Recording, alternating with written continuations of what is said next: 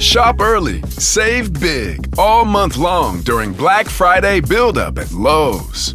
Right now, get select pre-lit artificial Christmas trees starting at just $59.98. Don't wait to save. Shop these deals today, in-store or online, because Lowe's knows deals. Discount taken at time of purchase while supplies last. Selection varies by location.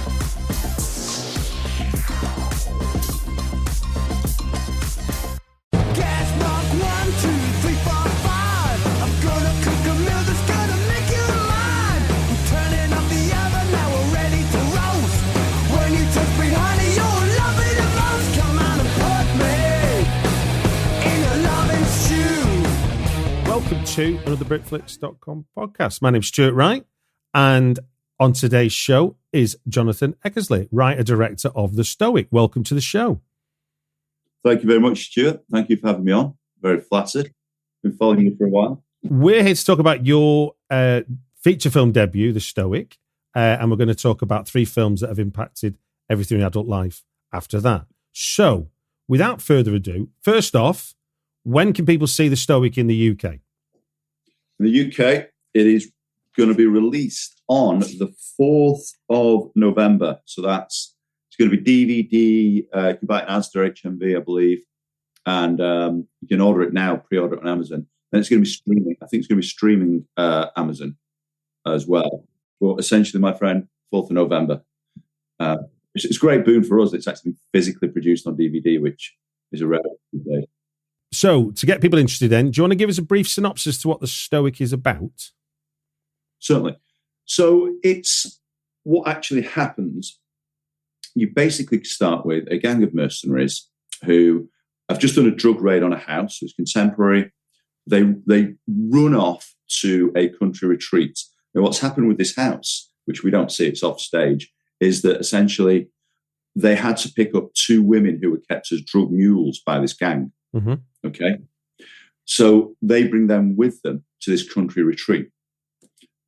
The women try to escape, they run after them. And in this particular act of firing their gun in a field and bringing the women back to captivity on this country estate, they are noticed by the Stoic, who is a man from a clan of Stoics, ancient smugglers.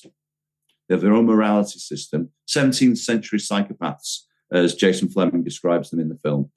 And this particular Stoic, Aurelius, they're not the Stoics in the way you might think of Greek/Roman classical figures, or Marcus Aurelius himself. They're more Amish than anything else, to be perfectly honest, in a way. But they live a reclusive life. Again, they have a history of sea smuggling, but they won't smuggle people. That is a hugely offensive thing. And the Western world's idea that we all have roofs, we all have heating, well, some of us do, and access to food. The fact, though, that we still step on each other like food isn't available and we all backknife each other is a hugely offensive thing to the Stoics. So the fact that he sees 2 women being taken by these men is hugely offensive and used as commodities. And the female characters themselves, certainly what the lead, Jane, interesting character. I did some work with the homeless, and I heard a story of a woman told me this true story of how she was passed from Manchester gang to gang, as, forgive me, but, as a toy, as a mule, taking fuel, drugs from house to house or to buyers, what have you, and live rough. And I based that experience of that person I met on, I gave it to this character, not literally word for word the same story, but it was that experience. Got you. Okay. So I'm quite proud of the fact that the characters in this film all have a grounding. So the gang of mercenaries are not these diehard 2 mercenaries. They're like 3 or 4 of them are dishonorably discharged. The rest are actual suburban or mercenaries who could go and fight abroad or what have you. But what they do is they perform criminal acts. And certainly the ones who are dishonorably discharged, when they're not doing that, when they're not part of gangs, they're on the dole. They'll claim. So they're not these ex-Green Berets, they're blokes in the street, and they have their own backstories and selfish attitudes, and each one is invested in a different level, either running away because they want to, because they're trapped by the Stoic. They're trapped by Mr. Rhodes, who tells them to stay put, who's the guy who employed them, who's coming in to see them, because he's obsessed with the Stoics. He's had a brush in the past and he wants to see Aurelius. And that character, Rhodes, is brilliantly, I think he's brilliantly played, I'm biased, by Bruce Payne, who a lot of people may remember from as the bad guy in Passenger 57. Okay. With Wesley Snipes. But he's done the Dungeons and Dragons franchise and dozens of films since. But that was a standout thing for him. And he and Jason Fleming agreed to appear in the film, which we were very pleased about. We've got Scott Wright, who's also co-producer, playing the Stoic. And he did a great job. Him playing the Stoic, which is obviously the titular character to the film, casting him must have been really important. And given he's also the producer, obviously he got involved with it more than your average actor would have done, I suppose. So how did he come to be in the role of the Stoic then? I'm guessing it wasn't a usual kind of audition thing, was it? No, well, Scott and I have known each other for 4 or 5 years. We met when I was directing a corporate video, and he was the presenter on it. Okay, okay. And it was kind of like, I want to make a film. Yes, so do I. We talk now and again. We did a few other jobs together. And, I've got a rental property. I'm lucky to have one because I'm from that generation. But some tenants trashed, and he helped me in the back end of the pandemic kind of fix it up again, so we talk more. And in the pandemic, I wrote The Lineman, which is the Stoic's relationship with his daughter, which I think is one of the best things I've ever written. We couldn't raise the money to make that. However, we made this prequel where I said, look, if we raise X amount, I can write something that fits the budget, that fits one location. There's 3 locations in the end, but essentially 85% one location. And we can make it work, and it will be based on, guess what? Character and story, because they're free. And you don't have to pay to blow anything up. You don't have to hire an expensive character and story. They're essentially, if you get actors who can invest, you have a story that's going to compel the audience, characters that compel the audience. They are essentially, you cannot invoice for that. No. Nobody can invoice you. So that's what we did, and I hope. The audience will be the judge, not me, but I hope that they do find this compelling. They do enjoy the characters. And opposite to Scott, you have Rocky Boy Williams. And Rocky's a really interesting character. He's a former, well, he still is, but, professional MMA fighter down in London. He's from really interesting traveller heritage himself. He was in, is it London Has Fallen, where Gerard Butler has a fight with like special forces guy. I think so, yeah. That's Rocky. Oh, wow. And he comes out and he verbally lays into Butler. And they ever go back at each other. That's Rocky. He's done all these small parts in all these big films, but he's now got, along with Scott's character, a complete character arc. Yeah. The Stoic's the Terminator. He's like this thing that's just going to keep coming at you. I was going to say, let's rewind a second then. So the Stoic seems like you've got yourself a concept, or a high concept at that. So where does that idea of the Stoic come from when, in terms of you beginning to write a screenplay that becomes the film The Stoic? It comes from, my dad mentioned the Stoics growing up. My dad is a painter. He was a plasterer for 20 years, went to training with lads, and he's retired now. But he used to mention Stoicism and the Stoics when I was growing up. And I can play back the recording of the way he used to intonate and speak about them briefly, lecture me on it. And then I remember I jumped out of a perfectly good aircraft in 2004 and smashed several vertebrae. So I was laid up in a spinal unit for several months. So my dad came in and went, "There's a book on Stoicism." And I went, "Oh, thanks, great. That's that. It's my family." Which was, don't moan. Yeah, deal with it. Take Northern to another level. Yeah, it's taking Northern to. So I was kind of okay, and I get it. And Stoicism is it's not about being hard as nails all the time. It's about keeping that mid-frequency where you're not too excited, you're not too depressed. As Seneca said, a famous Stoic, we suffer more in our imaginations than we do in reality, i.e. we dwell on what might be, on the negatives, and in fact, they don't always come to pass. But we suffer in our minds on them, we dwell in our minds on them. But I took this idea of Stoicism and kind of wove it with this almost Amish witness type cult. I'm not calling the Amish a cult. I'm just saying it is a cult in the Stoic film. Yeah. In simplistic terms, yeah.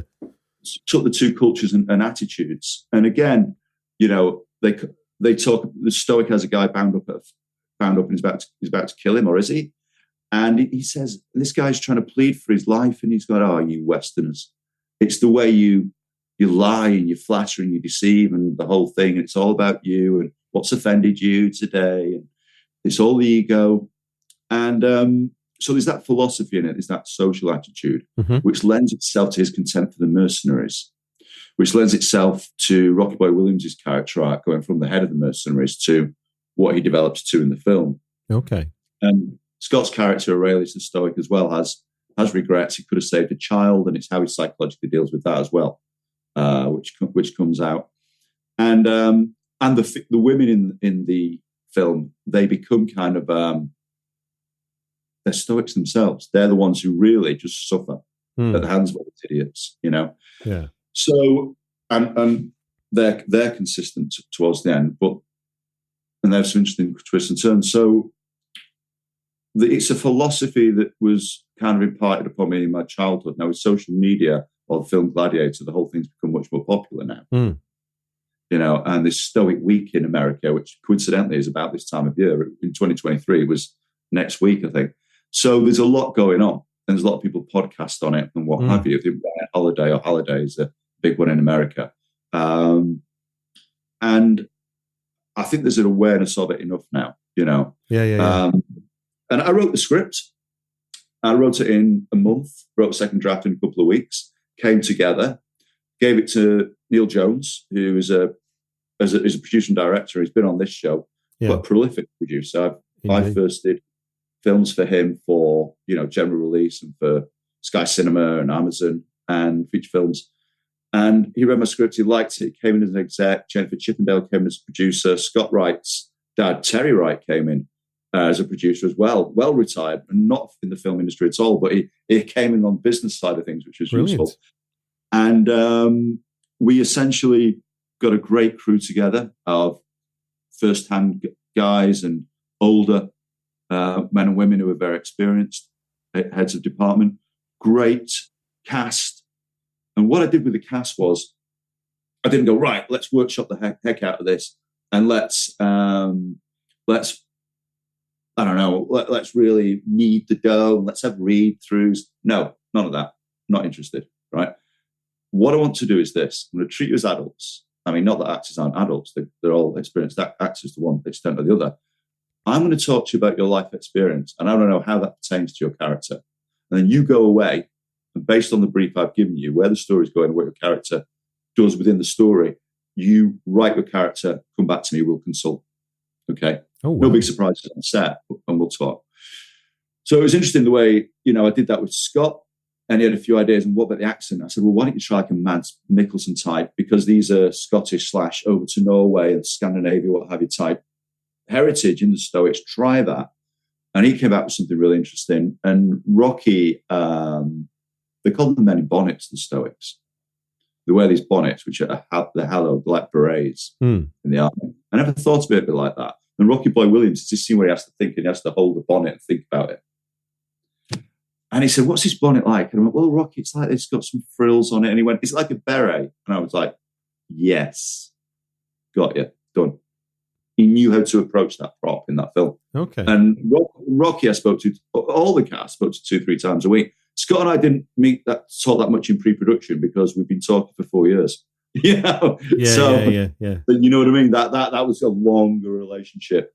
But I just basically let the cast, and George McCluskey was interesting, Stu Brennan, Gerald Benjamin, they all had some interesting takes on the Mushy Noor, they all had some interesting takes on their characters. And I said, with George McCluskey, he called me up one day and he went, this character, he went, is this petulant officer? And he said, he's a baby. And I went, yeah, he's a baby.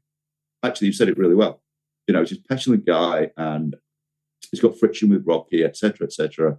So go with that petulance.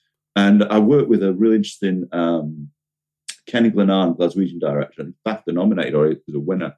Kenny, him and Gillis McKinnon, another Glaswegian actually, two really interesting directors, and they both come from a similar practical, really effective way of dealing with actors. Yeah. But I remember Kenny saying to me once, we did an episode of DCI Banks together. Mm-hmm. And he said, this episode, John, I'm not going to do the Glaswegian accent, but this, because I can't, this episode is about, and I can't remember what it was like, it's about regret. It was a thing. And every scene and every line, so obviously not literally every line, so much so will be nailed to that theme. And that's the key, and that's the way we're going to crack through this episode. That's the way I saw it. And I thought, that's interesting because you can apply it to film more than TV. Of course. And you know, and I've done this when directing shorts or anything. It's like people go, what do we do? I went, right, what's the scene about? What's actually happening in the scene? Not why come in ideas. No, not you come in. What's it about? What are you taking the audience through? You know, and I think in the Stoic, it's a folk thriller. And a lot stuck to that theme. So we've got the atmosphere of the woods, the screaming foxes, wolves. I know there's no wolves in Britain, but there is in Europe. Bear with me. Owls. Everything's by campfire and candles at night. Everything's the cold start day of day. That helps in the colour grade, which is like, I want stark days and warm nights. You know, the first week we had to avoid shooting the snow because North Wales, it was just snowy everywhere. It wasn't going to last. I'm particularly proud of the fact we've got Russian spoken in the film, we've got Polish twice, 2 scenes. We've got Scottish Gaelic spoken, which was interesting because I found a Scottish Gaelic society on Facebook. Yeah. And then through that, a gentleman who was in his 70s, and I think he was a retired school teacher. I'm still in contact with him. But he spoke Scottish Gaelic till he was 7 years old. So I think that was like into the 50s, 60s. That's all he spoke. He learned English, you know, when he was like 8, he told me. Bloody hell. But he, and I said, look, do you want a credit? Do you want this? Do you want that? You know, and he just went, just get it right. Just get the language right. And I went, done. You know, thank you so much. You said at the beginning that when you wrote this film, it was for 85% of the going to be a single location with a couple of other locations thrown in. So when you're talking to your cinematographer, Gary Rogers, what are you saying? What's the conversation about in terms of what you want to achieve and how you make it interesting when you haven't got a lot of locations to deal with? Well, my conversation with Gary, which I did by basically, we turned up and we did a recce, so we did a lighting test where I'd say, look, this is a typical interior, and these are 2 key scenes. One's in the stables where the girls are kept, and one was across this huge, polished, beautiful table with Bruce Payne and Rocky and George McCluskey. And I said, look, let's light these because these are the most distinct lighting setups we're going to have in the film and the most difficult. Let's try and light them. Let's light them the way I think they should be lit. See what you think. And that's what we did on a test. So that was the conversation. Okay. Because rather than sitting down and getting academic about it was like, okay, let's just take a couple of redheads, a couple of Mizars and some candles and some reflector boards and let's just do this, you know. And some mist, some smoke, you know. So that was the conversation for the look of it. And that's how I say we found the look. We always knew what it was going to be, but we found how to create it. But I think when you've got one location which is stunning, it's this 17th, 16th century yard, beautiful house, $5,000 flipping weekend Airbnb. Okay, the crew all stayed in, but very little because we had a relationship with the owner, and she allowed us to shoot outside. And it was so interesting with the stables and everything. It was all, I had to get it surveyed safety-wise, you know, risk assessed, and insured. Okay. Sorry? I said, okay. No, I didn't realise you would have to go to that trouble. Oh yeah. Well, I'm a first AD, so it's kind of like, you know, oh my God, we're going to get insured. You know, it's just my thing. Got you. So part of my kind of toolkit, really. And then once you've got it, like, you can relax and get on with it. But there's so many nooks and crannies and ways of shooting things, you know. I've first did films or made films where I've said, look, we're in this corridor, but if you just turn the camera the other way, that's a whole different set. The audience won't know that's somewhere else. You know, and if we just come over here and just light that background and silhouette that person, that's a whole different set almost. I mean, Alien was made with just Alien 1, just a T-junction of corridors. But the way Ridley Scott shot this way and that way, with different lenses, and then, all right, we've shot it out, so let's spray it all black, and it looks like a different tunnel. You just don't know. So that's the way I exploited the location we had. But luckily, we had so many nooks and crannies. It was great, you know. And I'm experienced enough, particularly through directing like historic documentary series I once did for Channel 4, to be able to bounce around very quickly and go, next shot's here, next shot's there, bang, bang, bang, bang, bang. So that's how we shot it in 17 days, really 15. It was shortish days, 15 full days. But people say, how did you shoot that in 15 days? Well, it was planned properly. We knew our resources. We effectively used their resources. That includes the cast. Yeah. Scott was on board with that. The whole Neil Jones was, Jennifer. Everyone understood what we were trying to do with the resources we had. Yeah. So, and we just go into it. I go, we're doing 3 big scenes today. We've got 3 hours per scene. Let's do it. And while we're here, let's shoot a little vignette of this guy going off his head on his own. Let's spend 10 minutes on it, and you can get an incredible amount of footage just doing that. Yeah. And we just found solutions on the day when we went through it. I mean, you can storyboard it, but it becomes very dull and dictatorial, because you end up with storyboarding. It's useful if you're communicating something, if you've got to weave in visual effects or post-production effects. People need to know what they're paying for at the end of the day. They need to know what that shot's going to cost. Yeah. But if it's just, a smallish unit, medium-sized unit, and X amount of actors who just want to get on with it, then you've got more freedom on the day. And we found shots on the day. And can you give an example of a shot that you didn't plan for that you found on the day?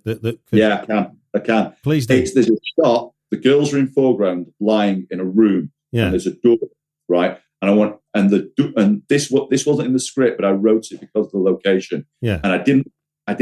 The action I wrote, it's on a first floor. So if you open this single door and step out, you will fall 10 feet onto stone. Wow. This old stable. Okay. Right. It'll ruin your day. So, but what I wanted to do was, I was driving from my hotel. So, the crew are in this gorgeous big, I'm in this drafty motel down the road. They're in this gorgeous big palatial house. But you got to look after these people. So basically, and they were incredible, all of them. I was like, right, how do I shoot the Stoic climbing up the wall outside without actually seeing him climbing up the wall outside? Because it's a stunt. We don't have that kind of stunt budget. And I went, right, here's what we do. You hold on the girls in foreground. Don't light them. Just use available light. Just kiss them a little bit from the window. And there's a door. Hold, and then at the door, slowly get hit and opened. And then you listen to the grunts that Scott later recorded as the Stoic, which we laid on. And then because he's lying on the floor, and he's never gone anywhere, just open the door from inside. You can't see him because he's hidden by the girls in foreground. He stands as if he's just climbed up. Fantastic. Into silhouette, and then starts to walk forward. Amazing. Can you see that? Yeah. Well, I can see the trick as well. What you're saying, the trick of the camera is we don't know he's there until he's there, but it looks like he's climbed up. Absolutely. And it comes from, basically, I get the mickey taken. I work for a firm called Future Artists Entertainment a lot with Neil Jones. Yeah. And they go, oh, John, did you work on Brookside? Did you work on Brookside, John? Because my 5 years apprenticeship on Brookside from 95 to 2000 was invaluable in working it out on the day if you have to. Yeah. We're wrapping in 5 minutes. We've got to shoot a 1 minute scene. And it's like, it's a deep 2 and then pop back, bang, And we used to shoot 30 minutes in 7 days. So it's 90 minutes in 7 days. Yeah. For Channel 4. So this was 90 minutes in, 17, 16 days. So a luxury by some standards, but it doesn't look like Brookside. It looks like a movie.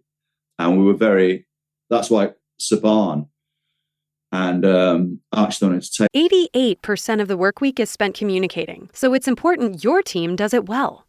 Enter Grammarly. Grammarly's AI helps teams communicate clearly the first time. It shows you how to make words resonate with your audience, helps with brainstorming, and lets you instantly create and revise drafts in just one click. Join over 70,000 teams and 30 million people who use Grammarly to move work forward. Go to Grammarly.com/enterprise to learn more. Grammarly, enterprise-ready AI. Holiday magic is in the air at iFly Indoor Skydiving. Imagine unwrapping the experience of flight. iFly is the perfect unique gift for anyone who wants to turn their dream of flying into a joyful reality. It's unforgettable fun for all ages. Save over 35% with iFly's limited-time holiday gift voucher flight packages. Turn dreams into unforgettable moments with the gift of flight. Go to iFlyWorld.com to purchase your holiday gift vouchers. That's iFlyWorld.com. Zaxby's Sensation Salad is so much more than a plain old salad. It's a salad, which begs the question, at what point does a salad stop being a salad and become a salad? Is it when you add Zaxby's fried chicken to it? Crunchy wontons? Asian slaw? Citrus vinaigrette? Teriyaki glaze? Sweet and spicy sauce? Or is it when you top it all with a handmade perfectly fried egg roll? Without a doubt, the egg roll. The Sensation Salad, only at Zaxby's. Over in LA, Sparn Films, they're a £4 billion firm. And they're throwing the Stoic all over the world along with Archstone. You know, so we've got the US and Canada. I don't mean to be boastful. What I mean is... No. It's exciting. It's exciting. No, it's not boastful at all. Can I ask you mentioned that it took you a month to write and then a couple of weeks to to rewrite it, as it were. Now, then you go into production and you shoot what you can, and obviously you shoot stuff that appeals to you at the time of shooting that might not be on the page. But then when you sit down with everything in the can and you're with Scott Price, your editor, what discoveries did you make about the story that wasn't evident when you wrote it, that came to the fore when you were editing it together? The discoveries I made was, well, first of all, Scott's never cut drama, but I just had faith in him. Okay. And we knew each other by passing in the night, Granada TV, 15 years ago. And I remembered him. Okay. From a year below me in school. Blimey, O'Reilly. That was a coincidence. And I did this treasure hunt for kids up in Helmshire where my girlfriend lives. And my auntie from Prestwich invited Scott and his family, not knowing he was an editor. He didn't know me. And his kids loved the treasure hunt and blah, blah, blah. And we were just talking and we talked about it. And he went, I knew you. I went, yeah, I knew you as well. And then a year later, I'm sat in his room and his house, and he's got these books on, Michael Mann on editing and filmmakers. And I'm like, okay, you're on my page, you're on my wavelength. So what we discovered was Scott rang me up once and he went, I've just done this effing brilliant sequence. And I was like, I'm on loudspeaker, and Fiona looked at me like, the kids are in the house. I'm sorry. and he intercut two longest scenes, but it worked so well. Okay. I was like, Scott, don't change a beat. Thank you. Yeah. But what I did with Scott, because we only had so much time with him, because we only had like 4 weeks, and he's editing from home, and he's got kids and his wife, and he needs to get out again and, what have you, is... I basically let him get on with it. So I would watch sections, or he'd play me sections, and I go, no, it's fine, but we need that. And what I would do, what I made sure I did, was that every Friday, we're shooting in North Wales, I would drive to Manchester to Prestwich on my way home, dropping off these young fellas in our crew, and a car full of props and kit, as you can imagine. And the young fellas don't have cars, because so many people young people can't afford to drive these days, but they're talented, hardworking guys, So you drop them off around Lancashire on the way back on Friday night after wrapping. And I drop Scott's hard drive in with him. So he'd download the rushes and he'd look at it and he'd give me, and now and again he would say to me, just need a little cut in there. Just give me that little close up on a button being cut off, because the Stoic takes buttons as trophies and things like that. And I'm like, do we really need that close? And he went, I tell you what, you're probably right, actually, let's just do it anyway. Yeah. So we would find things. And there's a scene I shot, which I absolutely adore. And it was cut. He said, literally, it slows down Act 1, slows down the pace. Right, okay. And I just went, yeah, I can feel it. I can see it. Because I know Act 1 inside and out. I've watched it, it's cut it. And I went, if you put that in, I get it. And the audience, they won't be bored by then, I don't think. But if it's going to affect their enjoyment, then just cut it. The days of making films for myself, I hope are well over. You've got to make it for the audience. You've got to take what you know. So Scott was very good like that. He was a great advocate, and he understood the material, and he wanted to do a good job for himself. But we discovered a few things actually. Fantastic. Well, look, he was a good advocate. Yeah, sorry. I was just going to say thank you for giving us that insight into the making of the Stoic. Do you want to remind people when they can see the film and how? So so in the US, it begins streaming October the 18th, 2024, US and Canada. And then in the UK, it is, I believe, November the 4th. You can pre-order the DVD on Amazon now. In Canada, we've got it on Apple, which is nice. But November the 4th in the UK, I've been told, so don't shoot me if this is wrong, that it's going to be on Amazon Prime. It's going to be DVD. I've seen adverts online for it for HMV. I've been told it's going to be in Asda. I'm really chuffed that they're actually producing physical DVDs for it. You know, usually with low budget films or mid budget films like this, they're onto streaming. So we're really, really pleased, and I'm particularly pleased because we've got Jason Fleming, we've got Bruce Payne, we've got a great cast and what have you. But the essential thing is script. I think it all comes down to script. I'm not saying that because I wrote it, because that would be a bit distasteful. But I'm just saying that I think it's engaged people, I'm very pleased to say. And that's a tribute to every cast member and certainly every crew member. Right. Thanks for sharing that with us about the making of The Stoic. We're now going to go into 3 films that have impacted everything in your adult life. Now, for the listener that hasn't heard this before, John has given me 3 film titles. We have got 5 minutes per film. And every time we hear this sound, you can hear that at your end, okay, John? Yeah. So I'll be quiet on that sound. All right. Right then, we are going to talk about a film that Ray Bradbury declared as the greatest sci-fi film ever made. I'm talking about 1977's Close Encounters. So, John, please tell us, why is this an important film to you in terms of your filmmaking and your film memories? Why is it? I'll tell you why it's important to me. Because what the writers and what Steven Spielberg, in moulding it from his original idea, what they managed to do was they managed to make a story about character. Mm-hmm. For me. Yes, it's one man who's obsessed, so that obsession kind of almost negates the character. But it's not about, hey, here's a few people, and whoa, wait for it, the aliens are coming, that's going to be what it's all about. And here's a glimpse, and here's a glimpse, and here's a glimpse. It's not. It's what I believe filmmaking, storytelling is all about. Story and character, story and character.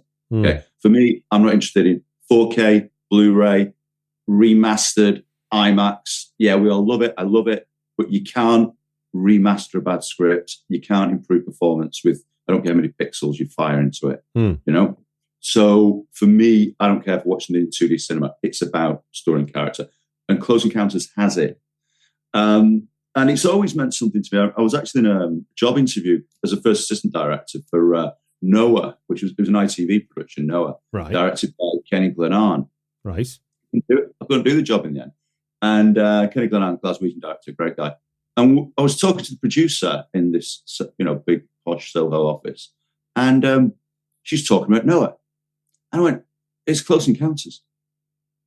This guy goes off into the wilderness and gets a message from a higher being, gets obsessed, goes home, negates his family, and cracks on, and then realizes physically a knowledge or an awareness which none of the rest of the world just aren't privy to. And I went, yeah, it's Roy Neary, it's Moses. I mean, he isn't Moses, and I don't wish to upset anybody who is, a great subscriber to the Bible, etc. But thematically, it follows the same broad line.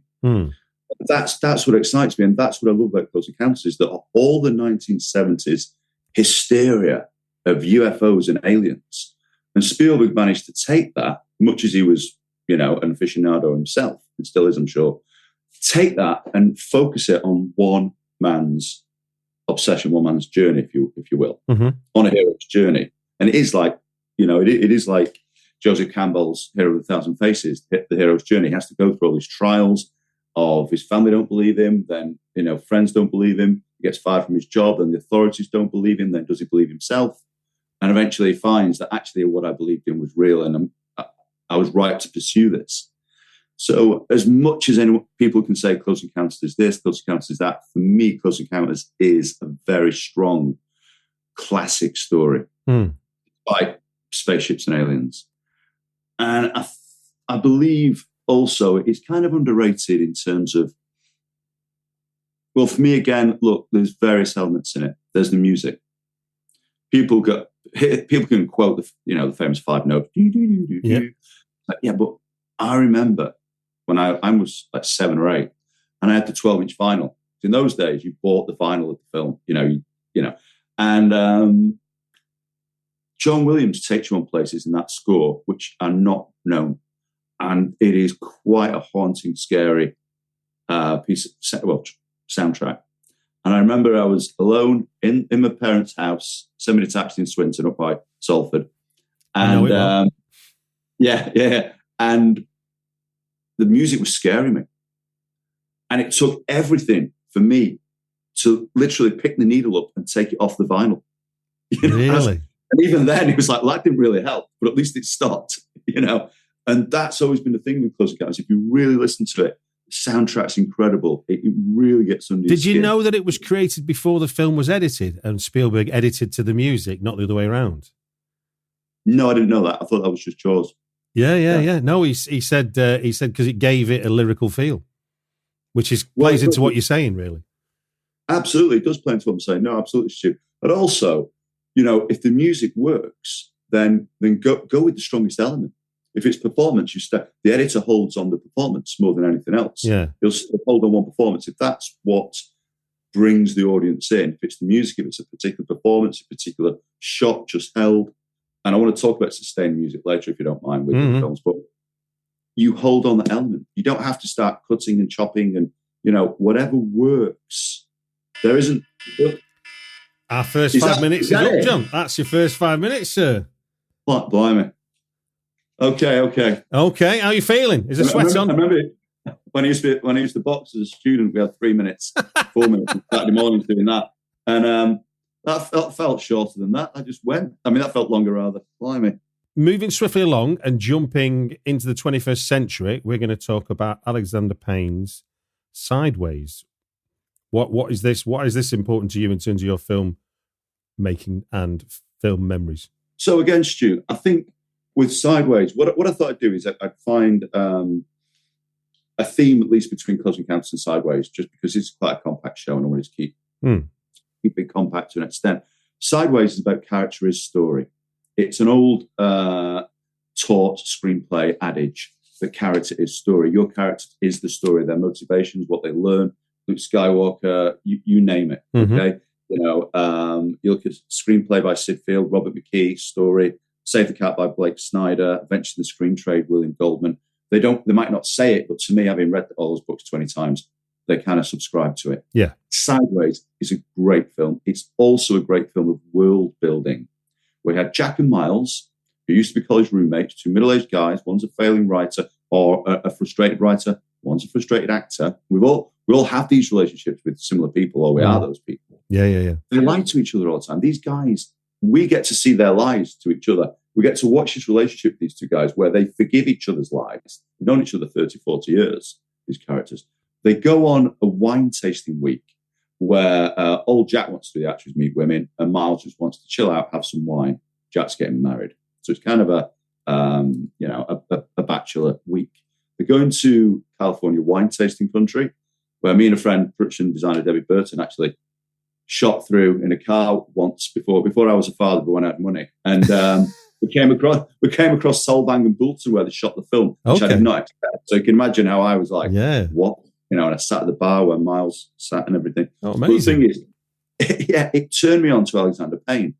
And I just find his style incredible. I find the way he lets the actors really go into character. And I don't just mean like, explore the character. I mean, really find a character with him. You can tell these people work together. It's based on a great book by Rex Pickett. I've actually got the soundtrack poster and book of this. And when I read the book, coincidentally on the plane over to California in 2008, whenever we went, just coincidentally, I didn't expect to come across the place where they shot it.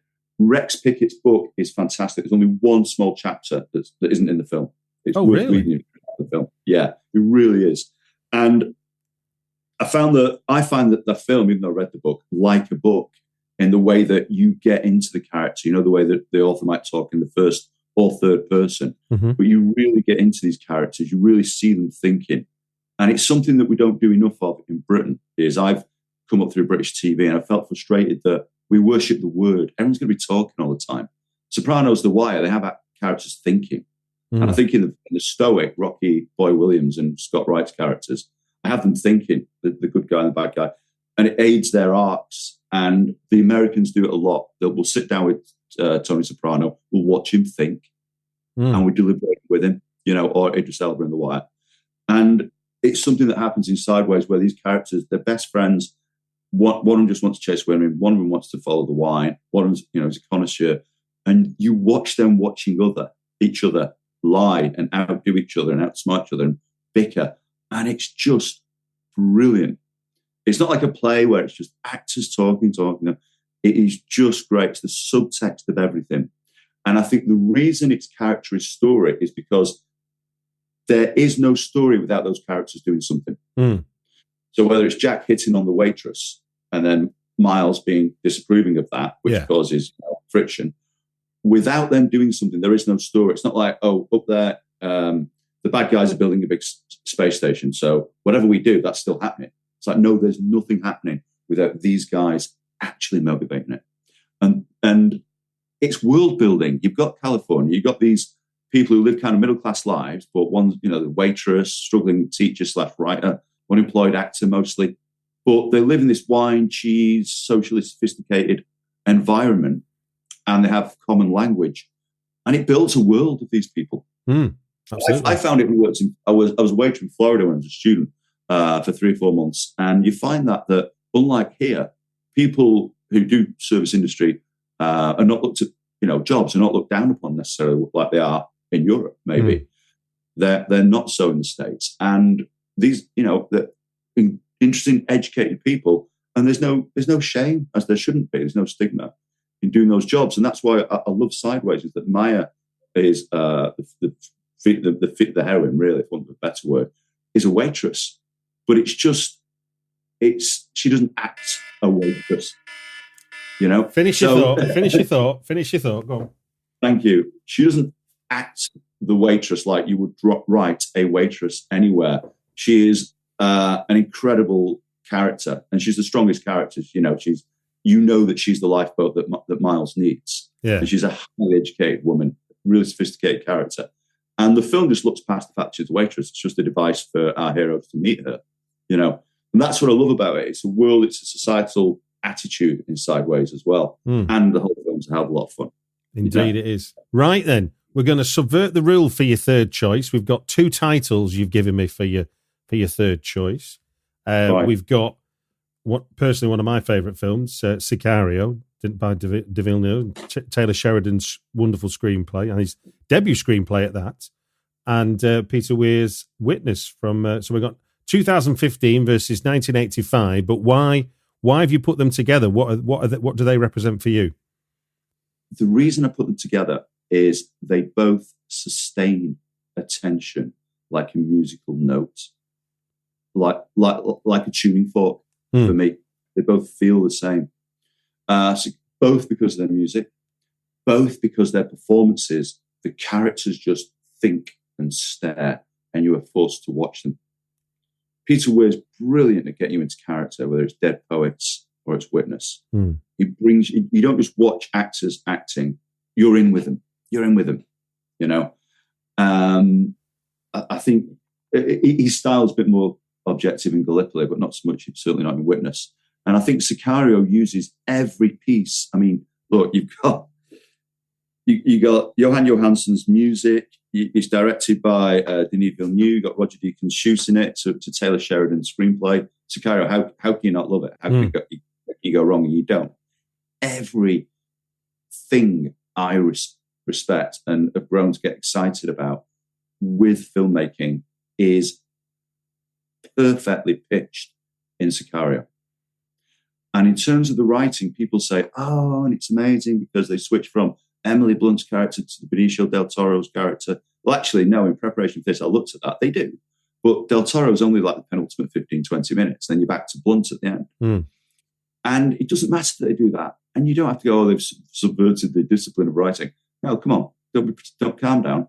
It's just, the story, it just takes you there effortlessly. And it's fine, And I think I don't know about you, but I think Emily Blunt is like our eyes and ears. That's her character. It is very different from the usual protagonist, because I know he has the hero's journey, as it were, but I feel like Emily Blunt is, because we don't understand this world unless we're here being the person that doesn't understand it. Sorry, go on.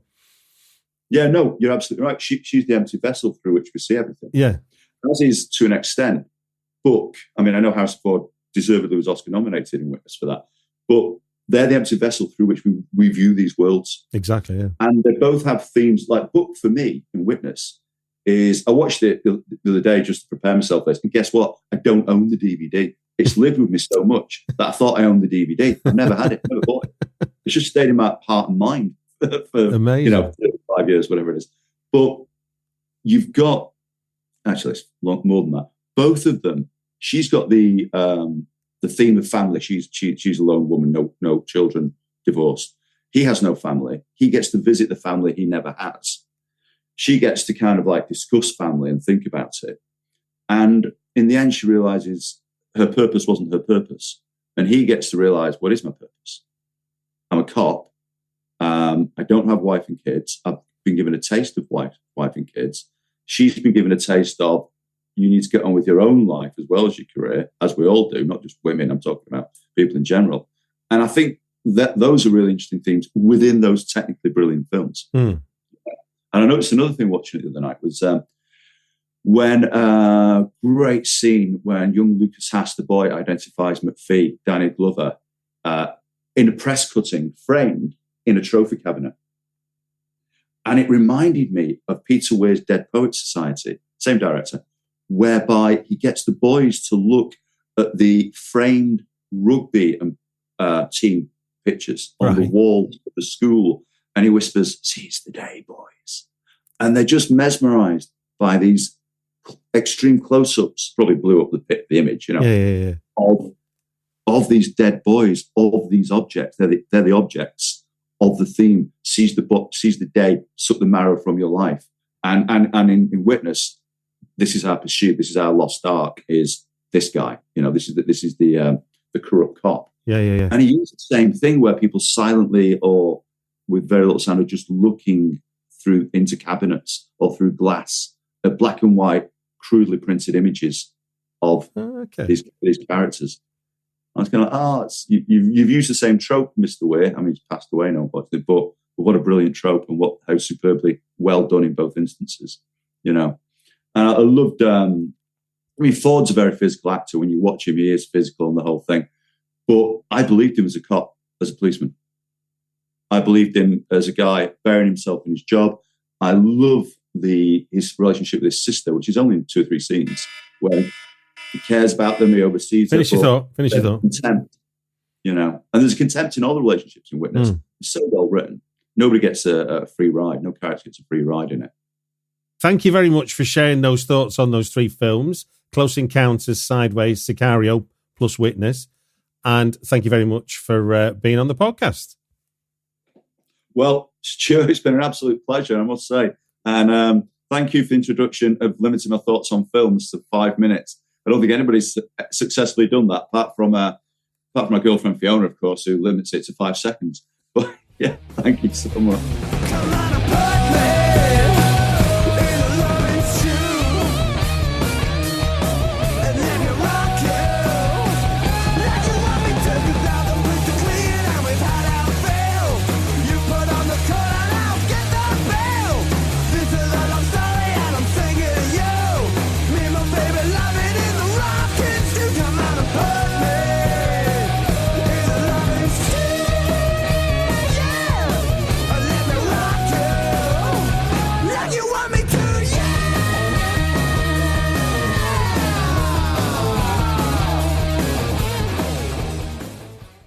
Holiday magic is in the air at iFly Indoor Skydiving. Imagine unwrapping the experience of flight. iFly is the perfect unique gift for anyone who wants to turn their dream of flying into a joyful reality. It's unforgettable fun for all ages. Save over 35% with iFly's limited-time holiday gift voucher flight packages. Turn dreams into unforgettable moments with the gift of flight. Go to iFlyWorld.com to purchase your holiday gift vouchers. That's iFlyWorld.com. At Kroger, an annual Boost membership just got even better. Now you can choose from Disney Plus with ads, Hulu with ads, or ESPN Plus on us when you sign up. Plus, enjoy unlimited free delivery, double fuel points, exclusive offers, and free items. Sign up for a Boost membership today. It's an easier way to save, including new streaming options to relax with while we deliver your groceries. Kroger, fresh for everyone. Restrictions apply. See site for details.